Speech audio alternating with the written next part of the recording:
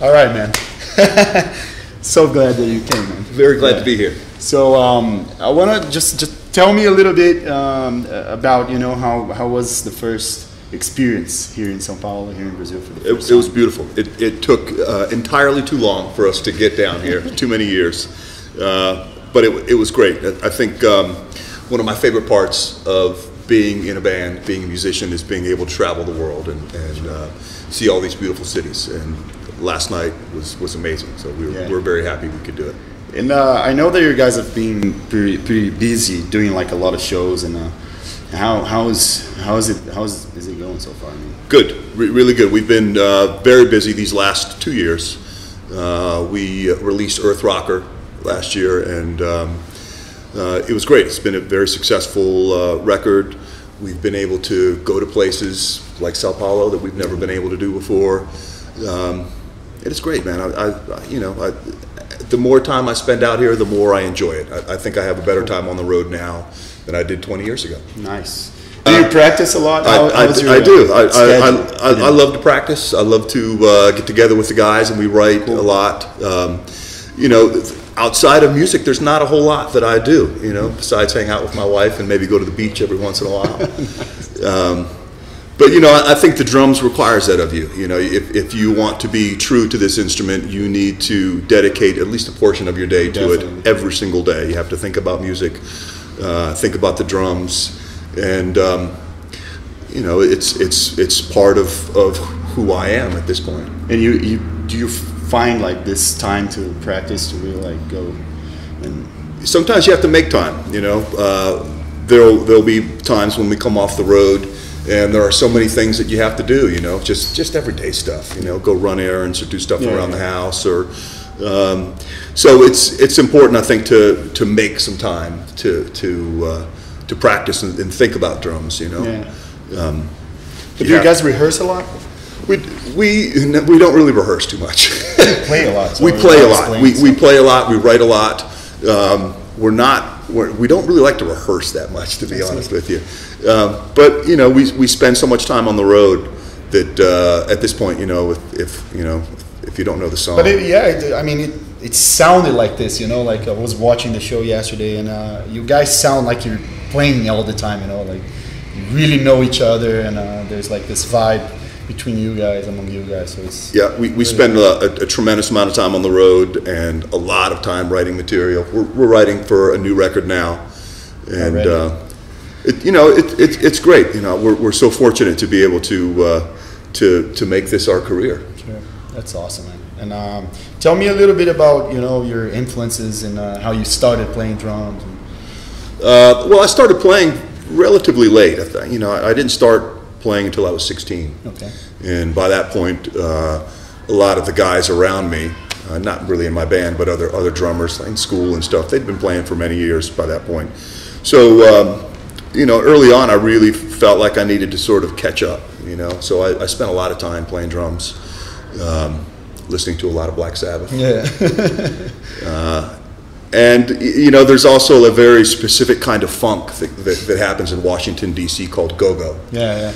And growing up in that area, you know, these rhythms were always around. And, you know, at that point, you almost take them for granted. You don't realize just how special they really are.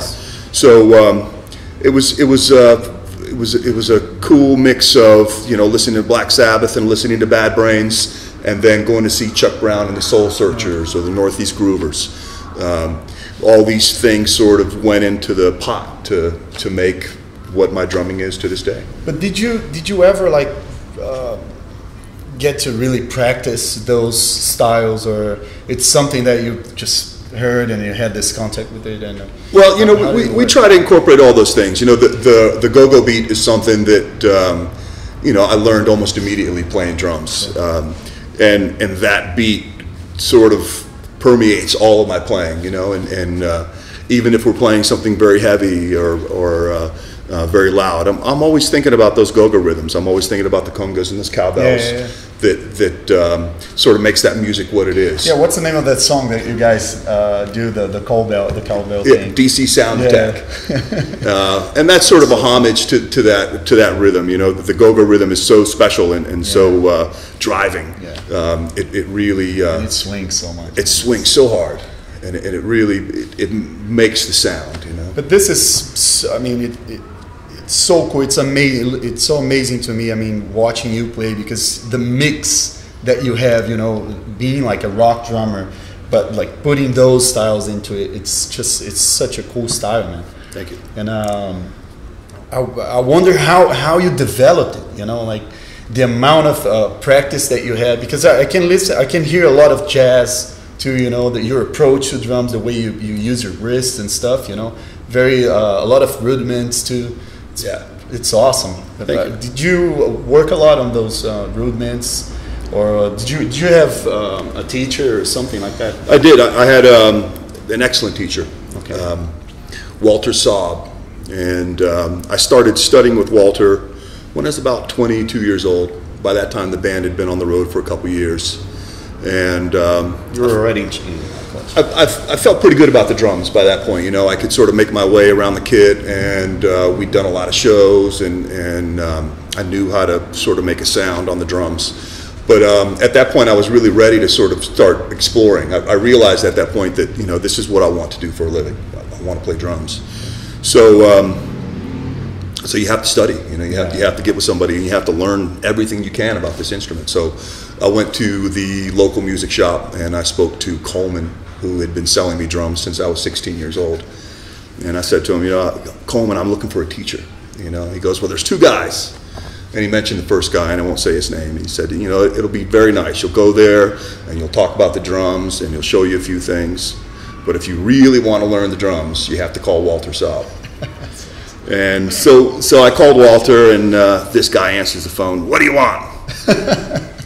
Hey, Walter, I'm Jean-Paul. I want to come over and play drums. All right, we'll be here next Wednesday, 2:30. So that began the journey, and Walter was one of these guys that you could have a lesson just by having a conversation with the guy, just listening to what he said. He started playing professionally in 1946.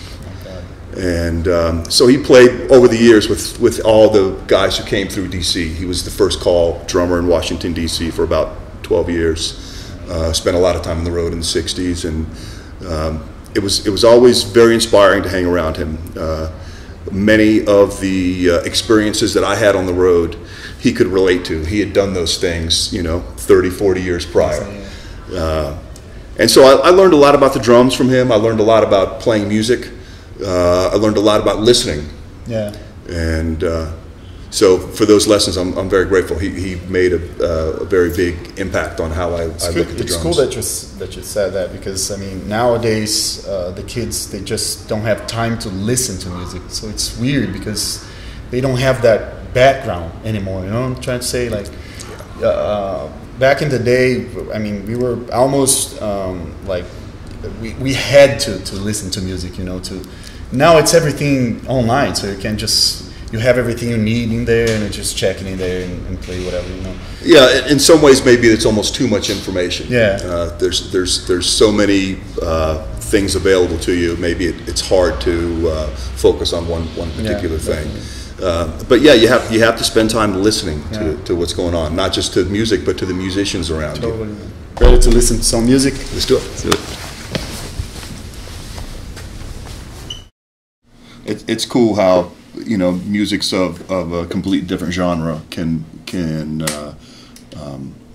affect the way you play. Definitely. You know, a new song, or maybe you listen to an old song and you can draw some comparisons. Yeah, you know? yeah. So cool. Yeah.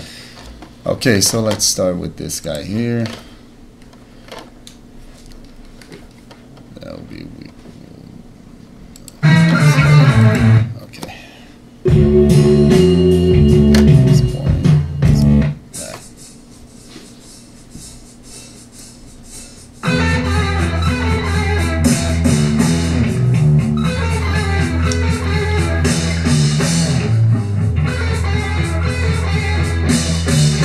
Jazzy Rock. Yeah.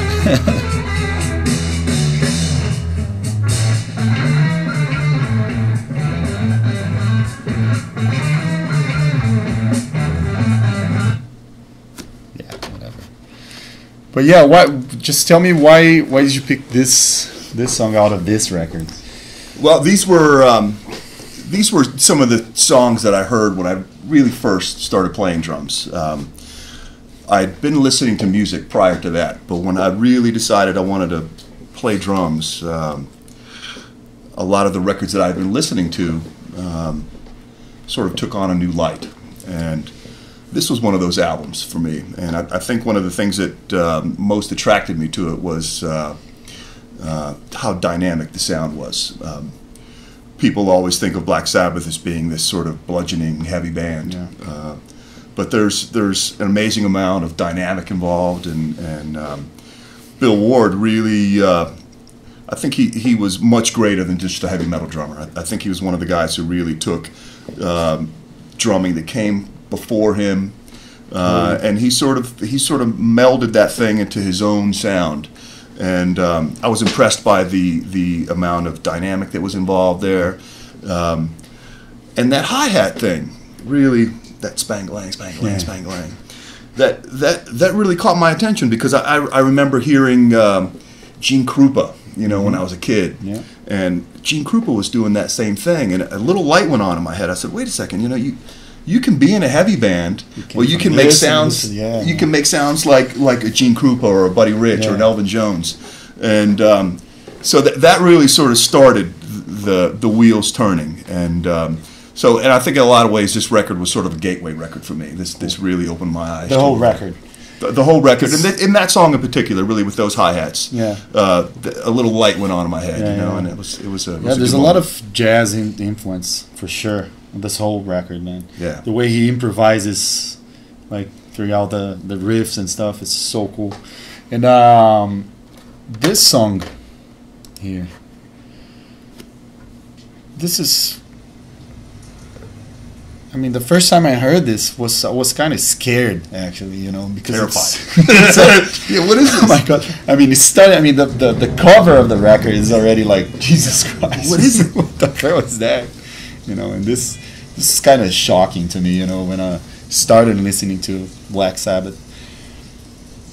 So you go to the riff.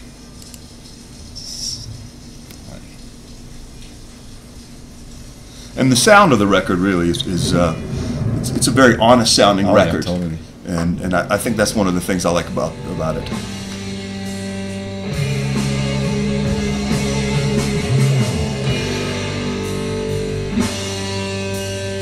So like laid back. There you go. Yeah, man, this is just, the whole record is so amazing. I started listening to Black Sabbath. It was the Volume 4. Mm-hmm. That was my first Black Sabbath album. Yeah. And after that was this here, and I was very impressed with this. Especially the first song was Jesus Christ, man, what the hell is this? Okay, yeah, that's it. Now this is something else.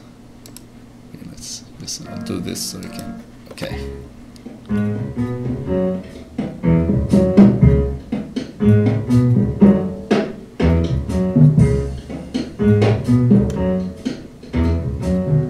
It's African, approach, the rhythm, amazing. This is Elvin's, right? Elvin Jones. Yeah, he's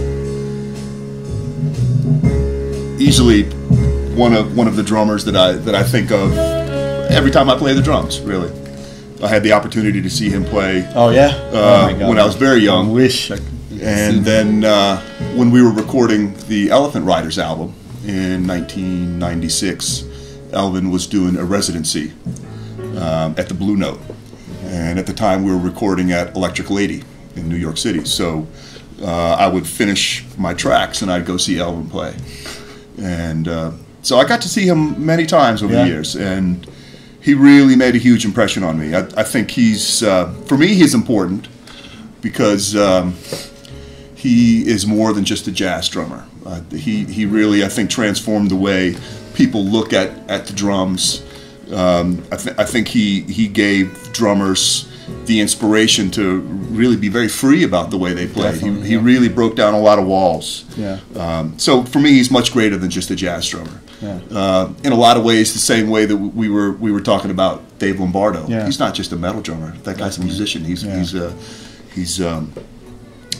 playing music up there, and very musical. And Elvin did the same thing. I remember the very first time I saw him play. I was 17. It was in Washington D.C.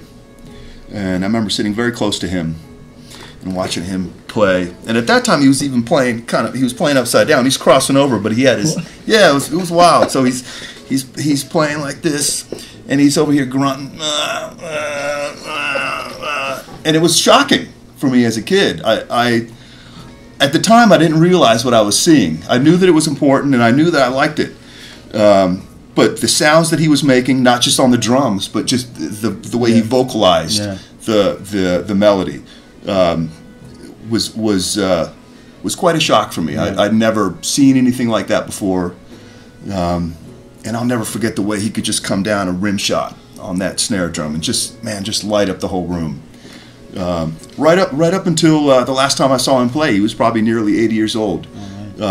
He was such a dynamic player, so able to make something burn. It's such a quiet dynamic, there was such an intensity there, and then just be able to come right around and spot, hit that rim shot and really light up the room, and you could see the guys in the band too would get very excited about it. And so I have a very special place in my heart for Elvin Jones.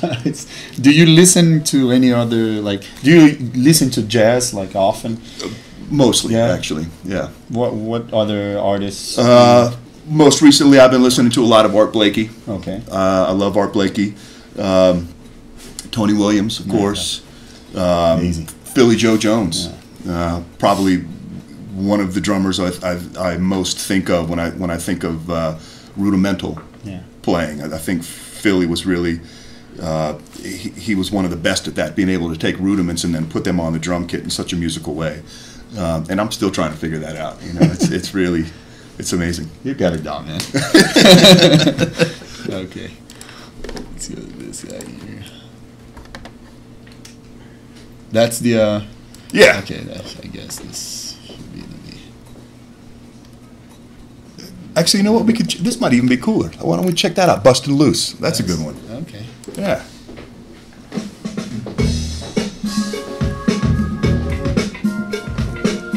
That pocket.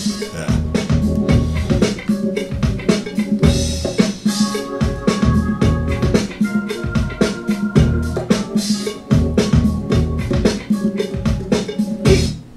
Oh man, why are you doing this? Okay. What you got until you get what you need, y'all.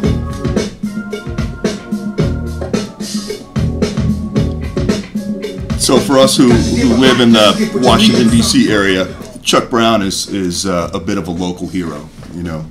They call him the Godfather of go-go, and he really sort of invented this sound. And this record in particular sort of started that path.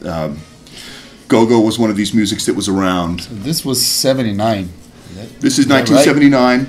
This is probably one of his biggest hits. We have Ricky Wellman on drums here, and the story goes that Miles Davis heard this record. Oh, really? And called Ricky Wellman very late one night and said, "Hey, this Miles," and Ricky Wellman didn't believe it. But he ended up going on to play. Can you imagine getting that call? I can't imagine. I can't. I think he thought it was a joke. I think he just hung up, and then Miles called him back. Hey man, this Miles, I want you to come play for me. But this go-go sound really is sort of a local phenomenon, and there have been songs over the years that have sort of broken out of that. But the DC go-go scene is kind of a well-kept secret, and it's still music that I go back and listen to this day. It's still a thriving scene. There are still a lot of young musicians coming up. They've got some great drummers coming out of the go-go scene. But Chuck Brown in particular, he was one of the guys I got to see early on as well. Washington, D.C. was a great place to be a young musician. because we could go see the Bad Brains, we could go see Fugazi, Awesome. we could go see Chuck Brown. It really was a mix of all these different kind of musics, and I'm very fortunate to have grown up in that area. I can hear that on Clutch so much, you know, that influence, the drive, the groove, and the way you swing. That's so nice, man. I was impressed yesterday because I mean, it's if you think about, you know, the band Clutch, like those riffs and everything, you know, with this distorted guitars and stuff, and you swinging with the drums, it's so nice, man. So different, you know. That you have your own style. It's so cool. Loved it. Thank you. Thanks. Thank you. Thank you. Let's go play some drums, man. All right. Cool. Ready? Good. Yeah, man. Okay, let's see what you what's your ideas? Do you have any? Well, there's all kinds of stuff we could talk about. We'll talk about go-go a little bit. You know. Yeah. Awesome. The go-go beat is sort of one of the first things that I learned, and it's a simple groove, and it's really in how you play it, you know, it's in how you make it feel.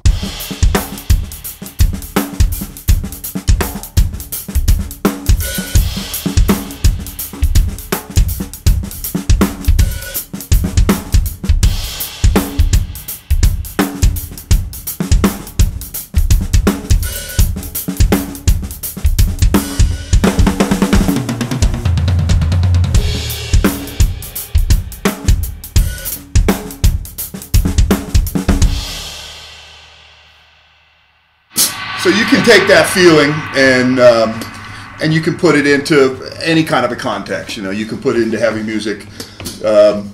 It's really greater than just the notes. It's a feeling, and it's something that I sort of go back to. You know, every time I play drums. Do you think about the subdivisions at all?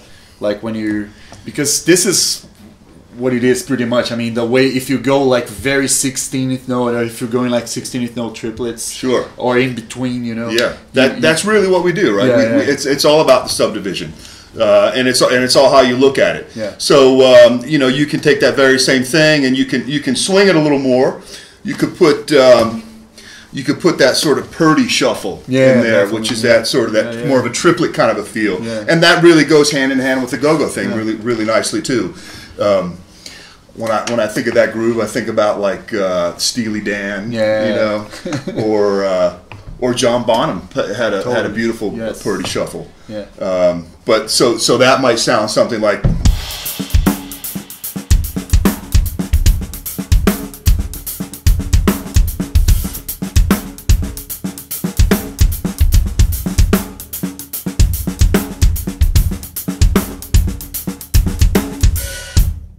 So that's a little bit more of a swung kind of a feeling, and depending on what's going on musically, you know, you could play it in a more swung feeling, or you could straighten it out and play the hi-hats more.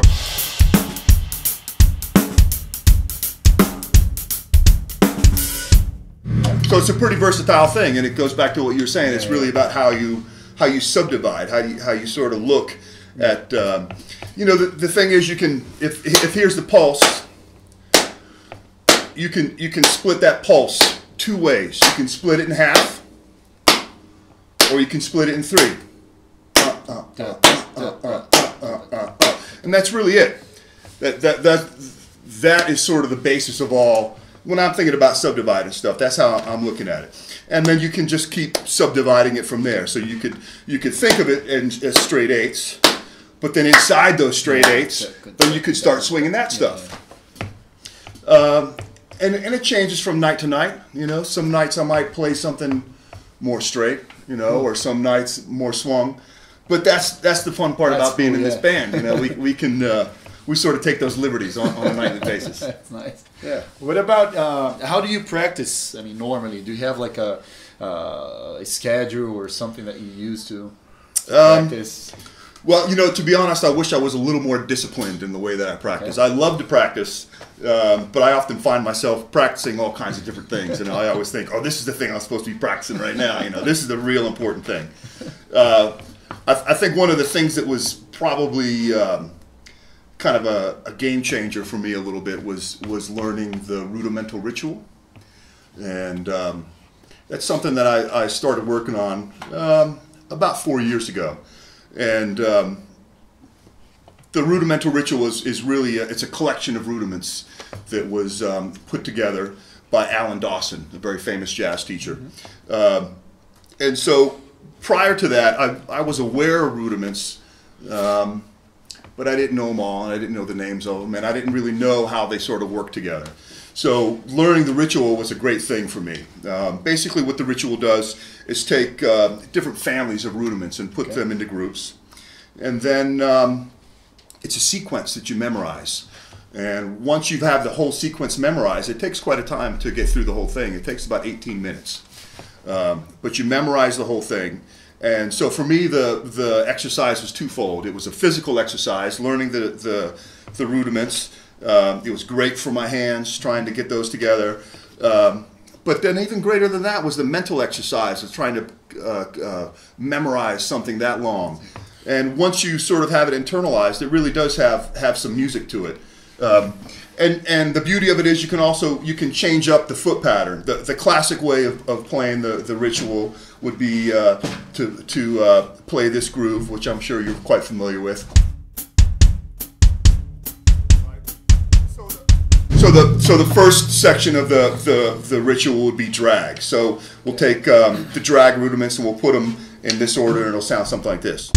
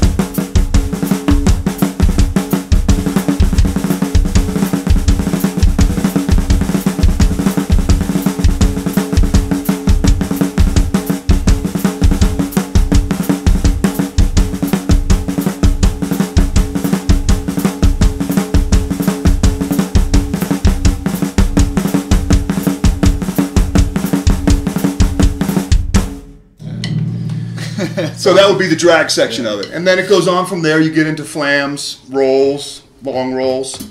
But what I liked about that exercise was that you could change up the foot pattern. So after I had the whole sequence memorized, I changed up the foot pattern to be what I call the three-clav. You guys probably have a very special name for it.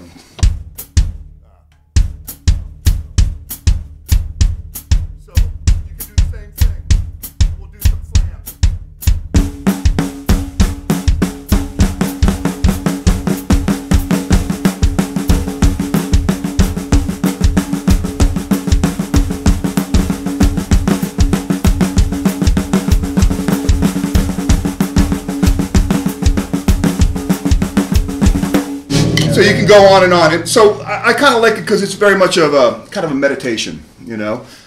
Parts of it are internalized, and then other parts of it you sort of think about.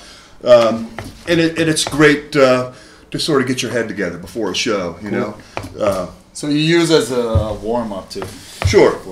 You know how it is backstage sometimes. It's very loud and there's all kinds of stuff going on. Yeah. So for me, it's very much a meditation. I'll put on the metronome and I'll just think about a particular foot pattern or maybe something I'm trying to work on, and I'll just start working through the ritual.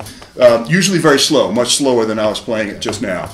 And recently I found that I very much enjoy practicing things as slowly as possible. Yeah, yeah. It's Makes great. a huge difference. Yeah, I know. Yeah, you kind of internalize it that way. It's better. Yeah.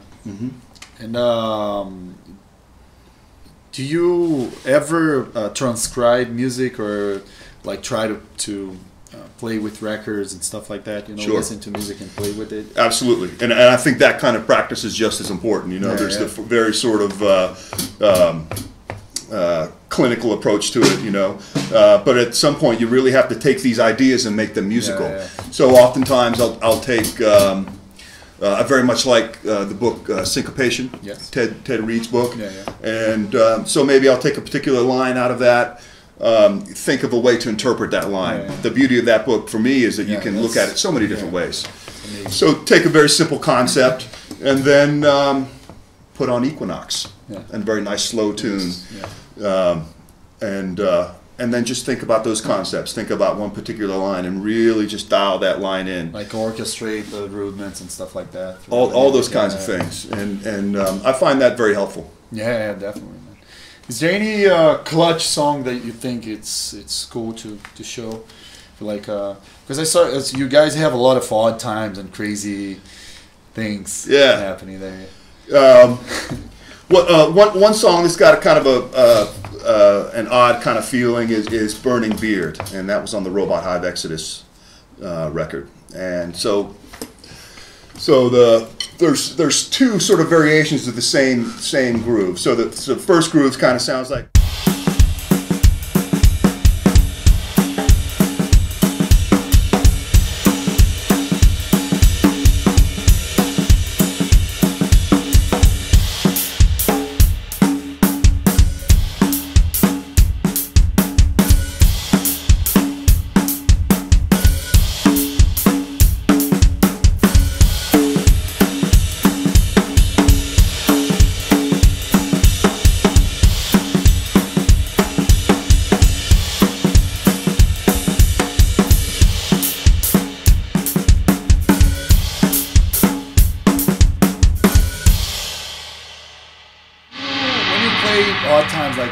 Do you feel like that's a 7? Yeah. Do you divide it like 4, 3, or do you go like? Do you think about the numbers? I usually think about 7. Over the years, I've thought about looking at it that way, trying to break it up into smaller bits. But for me, I'm always thinking about what the guitar riff is. You know. So if the guitar riff is a 7, I'm thinking 7, and I'm trying to play what complements that. Just play around instead of. County and I think it's a different way of doing it. That's kind of the way I started it. But it's fun to experiment with other ways of looking at it too. But I try not to get too wrapped up in it, and I try not to make it feel like this is 7. Because that's no fun. You know. And there's other drummers out there who can do that kind of thing way better than I could. I just try to make it feel good, and so if it's a 7, I'm not really interested in letting the person in the front row know this is 7. I want that person to have a good time, you know, and just feel the music. Yeah, of course, and it's gonna sound a lot more musical too, you know, if you think like that instead of just like playing with the numbers. Right. Just play around and have fun with it. Yeah. Tell me a little bit about your drum set and what you've been using and. Well, I very much enjoy playing the vinyl cymbals. These are hand-hammered cymbals that are made in Turkey, and I like these cymbals a lot because there's a lot of color in them. You know, there's a lot of dynamic as well. I can get a lot of sounds out of just a few cymbals. I don't have a lot of gear. The kit that I play back home is the same sort of size. 26-inch. 26-inch. One snare drum, 9x13 tom, 16x16 floor tom. And so I try to get a lot of sounds out of just a few bits of equipment. I have a Gretsch USA custom kit at home that I'm very proud of. It's beautiful. Is it newer? Or? Yeah, it's brand new. And I have some vintage stuff as well. I have too many drums at home. This show that we were saying that we went on in Raleigh. Yeah, you were. I remember. I guess you were playing a Ludwig kit. I think that was a Slingerland kit. Oh, the Slingerland. That was a Slingerland kit. Yeah, that's a vintage kit. That's a vintage, right? The kick drum is definitely one of my favorites. It's an old. That's a 1957. Oh my God. 1426. That's awesome. And the tom-toms are the same size, 913 and 1616. Those drums have a very different character than the Gretsch USA Customs. They're a little more mellow sounding. And I think there's something to the fact that, you know, the wood is so old that it really does resonate. You know, something happens after you play a drum, you know, a million times. All those molecules sort of just line up in the right way, and they start speaking to one another. So that's a beautiful kit. I very much enjoy playing that one. The Gretsch kit is a completely different animal, much more aggressive sound, a much louder, more bombastic kind of a thing, and that works very well with the sound of the band. What about heads and sticks? Sticks, I've been playing these, the West Side, the Vaders. I like these especially because they have a very sort of keen tip on them. Okay. And it's almost... you get a lot of symbol definition out of those. That's nice. You know, for me, it's all about trying to get the sound over all those amplifiers, you know. So whatever I can do to sort of get the sound to project without being brash or harsh sounding. So I like these sticks very much. And I play Evans heads, coated heads. Always coated. Say again? Always coated. Always coated, yeah. G2s, sometimes single plies, G1s. I like the coated heads. I like the resonance that comes from them, and we play brushes every once in a while too, so you can get a nice brush sound out of them. Can you show it to me? Sure, sure. That you played yesterday? Sure. What's the name of that song? I got brushes here. That's Gone Cold, and you know, the brush thing is very personal to each drummer, and definitely, you can try to copy other people's strokes. But it sounded so great yesterday, man. Thank you. Yeah, it's something that I've been working on. Prior to Gone Cold, I'd never recorded with brushes before, and I was a little intimidated by it. But you know, I figured let's give it a shot and let's see what happens. So I very much enjoy playing brushes. It's a new thing for me, but I love the dynamic of it. And so the groove on Gone Cold sounds something like.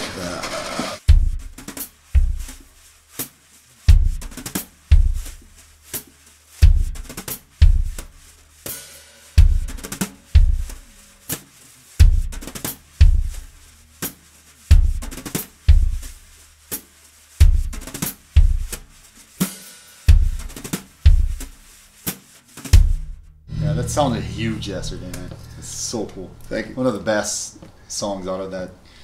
The set list was amazing. I love playing that song. It's so different than a lot of the other stuff that we do, and it's for me it was a challenge to learn that the brushes is it's not about hitting stuff. It's a lateral motion. It's moving stuff across, and so that was a tough concept for me to sort of wrap my head around.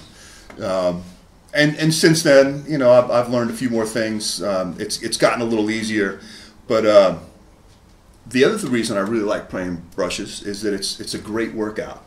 You can do parts of the ritual like we were talking about before, and the brushes really forces you to get the brushes up off the drum. You're not going to rely on any rebound.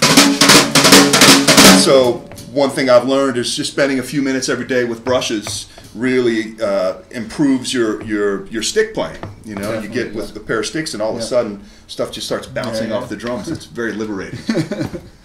Very cool, man. Thank you. Thank you so much for Thank coming. you. Man. Yeah. It's a pleasure. Now you got to promise that you come back. Certainly. Thank you so much. Thank you.